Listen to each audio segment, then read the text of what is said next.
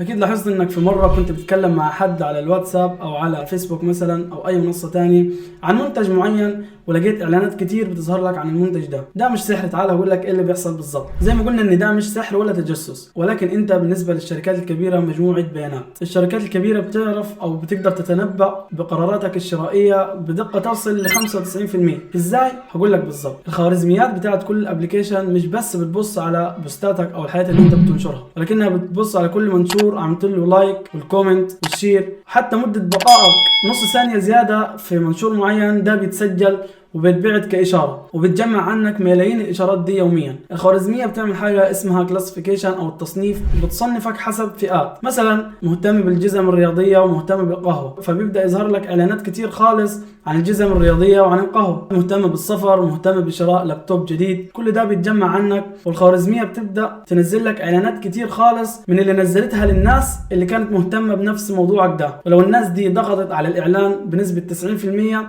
فأكيد الإعلان ده هيظهر لك. هل الشركات دي بتكسب من الإعلانات دي أو لا؟ ده مش موضوعنا. موضوعنا هو الخصوصية. التحدي الحقيقي هنا مش في الإعلانات ولكن في الخصوصية. بما إن الشركات دي بتقدر تعرف ملايين المعلومات دي عنك، فمن السهل جدا إنها توجهك سياسيا، تغير آرائك. إزاي تحمي نفسك؟ ابحث عن التحكم في النشاط خارج التطبيق ووقفه. دي الأداة الوحيدة اللي بتساعدك تحمي جزء من بصماتك اللي بتسيبها على الموبايل. خلاصة القول إن الإعلان ده ظهر لك لأنه علميا هو الأنسب ليك. التكنولوجيا سلاح ذو حدين، ولازم تبقى عارف ازاي بتشتغل وتكون واعي علشان ما تكونش انت السلعة اللي بتتباع وبتشترى. سلام.